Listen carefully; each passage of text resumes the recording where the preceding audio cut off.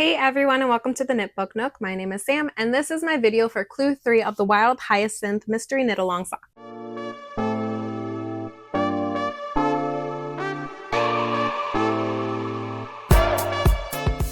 So I finished knitting Clue 3. There's only one clue left, which means we can almost have, we should almost have a completed sock, and we do. We are just a bit before the toe, and I'm excited. So I'm going to show you guys what they look like so far.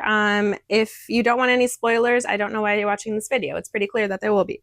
So I'm going to hold up my left sock first. So this is what the pattern looks like so far. We did not change anything on the front. It's the same, which is fine.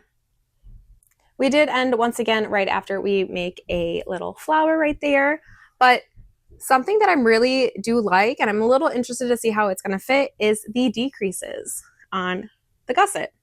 So we did all the gusset decreases on the bottom of the foot. Right there. I've never done this before. I have never seen it before. So when I first read it, I was like, am I reading this right? I'm really confused. Are we really doing them on the bottom? So by doing it on the bottom, it does make a pretty deep heel cup, and then it curves up. And like looking at your foot, you kind of do have like where your arch is, it does kind of go up. But I have also seen some people say that like the heel cup is too deep, so it fits a little weird. I'm knitting mine on 9-inch circulars, so I cannot try this on until I have a completed sock. So I won't know how they fit until next week. All right, here is my right sock. And then I did get something wrong when I was saying the differences last week between the right and the left. These cables along the side are the same. It is literally just where the placement of these flowers is. So let me get this one. So it's just the flowers start on this side of the sock for your left sock, and they start on this side. I have them backwards. There we go. So now this is in my right hand and this one's in my left hand. The flowers just start at the inside of your leg. That's the only difference. Not the cables. The cables are not going in opposite directions. That was my bad. I knit it right. I thought apparently there was more. I think you could have done it where like you switched the cables, but oh well. It's not like that. So I will say having this down the middle, it's not really a cable, it's just a twisted stitch down the middle. It is causing the sock to want to pull into this direction, but I'm also not wearing it, and it's not blocked. But I don't usually block my socks. But I guess even when you block it, it would sit like this anyways. Right? Yeah, it would. So this is what the sock looks like. I do really want to know how this is going to fit. I'm intrigued. Like I said, I was really confused. I asked on a group, I was like, am I reading this right? I am so confused. I've never done that before. And they're like, yeah, that's what it says. I'm like, okay, I will knit according to pattern.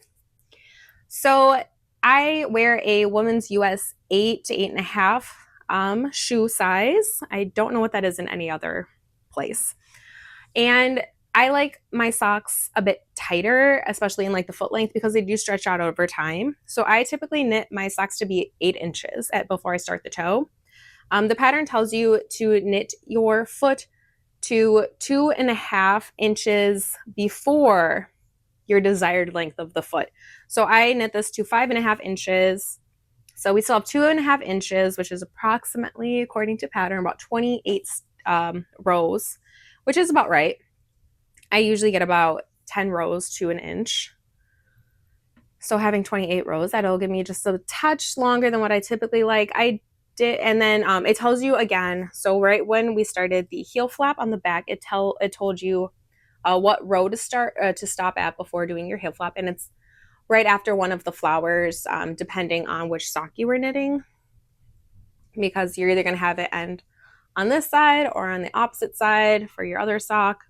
Same thing with this. I gave you 2 different stopping rows. So you were either going to stop after row 6 or after row 14. And on one sock, I knit until after row 14. The other one, I knit to after row 6. And then I would measure it.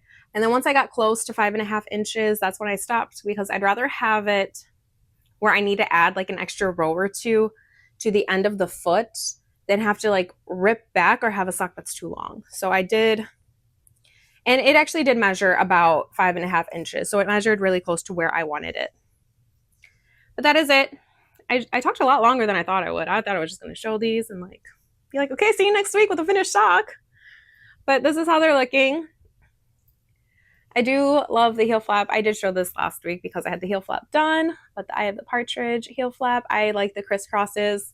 I really do. I just knitted on another pair of socks and I enjoy the look. I don't like knitting it because I can't keep count of what row I'm on, but I do like the look of it.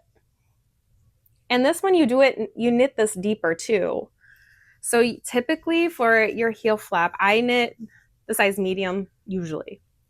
And usually you would knit to have 16 pickups. So it equals a total of 32 rows on your heel flap. And this one's set to knit to 40 rows. So this is a bit deeper.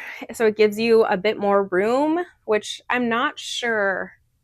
I don't think I need that in my sock. So I'm a little worried that the heel is going to fit a little baggy. But that is something we'll find out next week.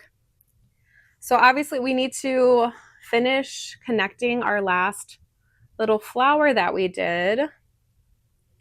And I'm wondering what we're going to do for those last 2.5 inches.